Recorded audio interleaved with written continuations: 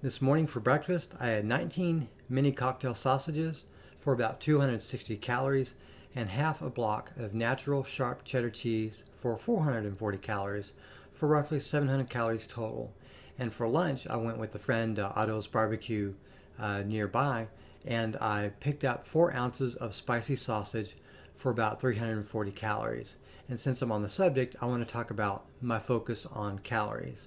I joined a few Facebook groups, and at least one of them called Dr. Berg, Dr. Fung, Dr. Mercola, or Jimmy Moore, kooks, in the questionnaire asking me if I would like to join. And, I joined, but I respectfully disagree from that attitude towards these individuals and others like them.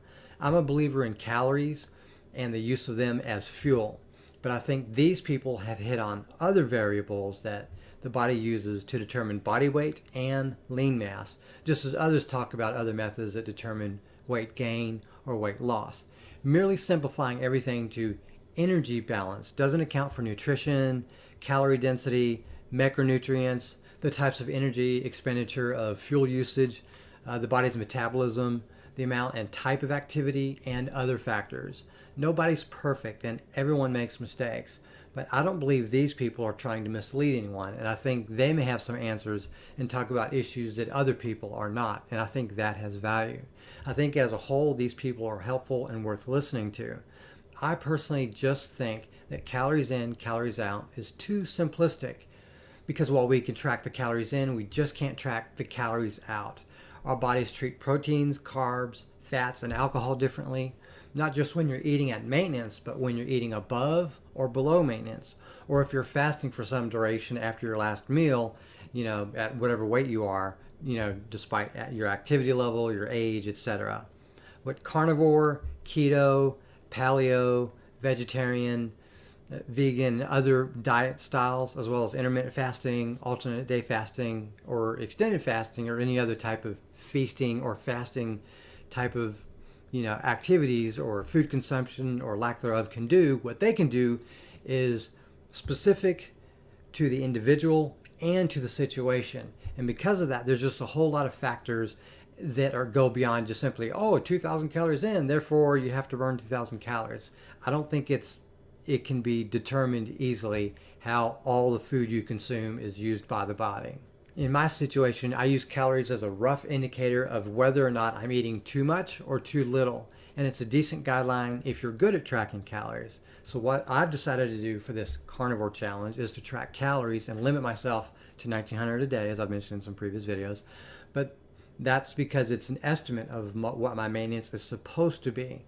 And we can get an idea that if any body changes are statistically significant or visually apparent due to this, diet or way of eating in this month of January, I definitely think that's worth, finding out. Am I going to be much heavier, much lighter? Is my lean mass going to change at all? So those things I think are interesting. On this diet, I find it easier to eat more calories, or more fuel, because the extra fat that I'm adding in makes it kind of easy to overconsume.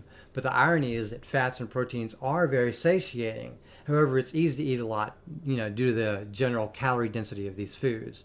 So also the cup of milk I'm drinking, kind of adds up.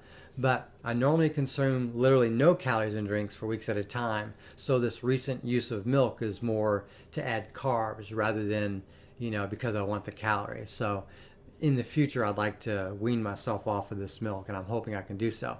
But my goal is maintenance for this challenge, and we're just going to see what happens.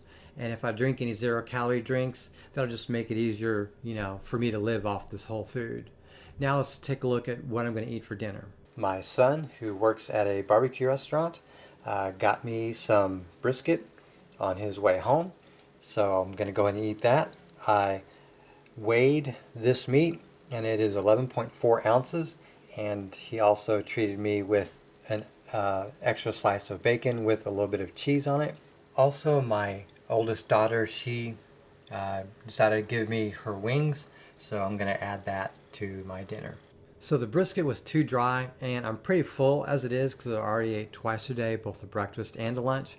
So I just ate the little bacon strip and about 200 calories of brisket, give or take, and I put the rest in the fridge for another day. I didn't want to add any barbecue sauce or do anything else. It's pretty dry. It's very high in protein, has very little fat and no carbs to it. So it just wasn't that appealing to me. So I'm going to eat some chicken wings that my daughter just gave me. And that should be all the food that I need for today. Lastly, here's a cup of whole milk that I'm going to use to drink tonight. And that's going to do it for the food that I'm consuming today. So to wrap up this video, I'm just going to give a quick report on my situation with leg muscle cramps. And this may end up being more of a nightly end of video kind of deal, because this is a big issue for me, at least, even if it's not an issue for anyone else. I had more cramps alongside my left calf last night, although not the calf muscle itself. But I was able to catch it in time, and I was able to stop that issue by moving and flexing my leg, and my muscles didn't end up locking up like they normally did. But I was still up hours earlier than I should have been, and I didn't get a full night's sleep like I should have. So while I'm going to continue this challenge for the entirety of January, if this is still a common occurrence by the end of the challenge, I'm going to reintroduce more carbs into my diet and relegate myself to a semi-carnivore status. But I'll make sure that I have enough carbs in my dinner at night. I'm not going to seek any carbs during the day if I eat any breakfast or lunch. It's going to be a dinner thing. So anyways, thank you very much for watching, and have a great day.